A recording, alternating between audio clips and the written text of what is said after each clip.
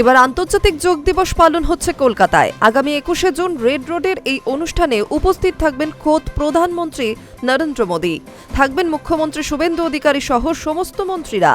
এই অনুষ্ঠানকে ঘিরে শহর জুড়ে সাজো সাজো রব, চলছে জোর তৎপরতা।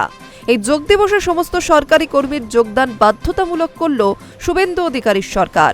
ইতিমধ্যে এই বিষয়ে বিস্তারিত জানিয়ে মুখ্য সচিব মনোজ আগরওয়াল একটি বিজ্ঞপ্তিও জারি করেছেন। জারি করা বিজ্ঞপ্তি অনুযায়ী আগামী 21 তারিখ সমস্ত সরকারি কর্মীদের সকাল 6:30 থেকে 7:45 পর্যন্ত তাদের সংশ্লিষ্ট দফতর, আবাসন, রেড রোড কিংবা মেলা প্রাঙ্গণে উপস্থিত থাকতে হবে।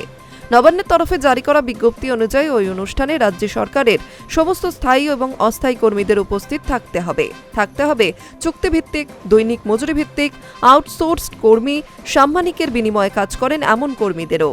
শুধু বিজ্ঞপ্তি নয়, এই বিষয়টি নিশ্চিত করতে সমস্ত দফতরের প্রধান, বিভাগীয় প্রধান, জেলা শাসক এবং অন্যান্য দফতরের প্রধানদের নিশ্চিত করতে হবে বলেও জানানো হয়েছে।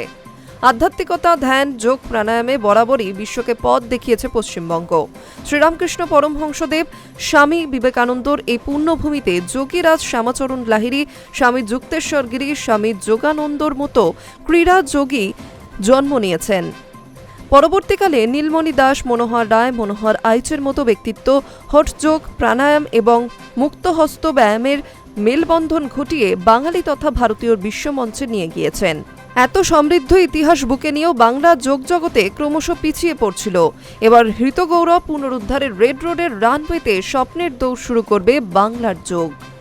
তার সাক্ষী থাকতে বাংলায় উপস্থিত থাকবেন প্রধানমন্ত্রী Narendra Modi. Hi news network.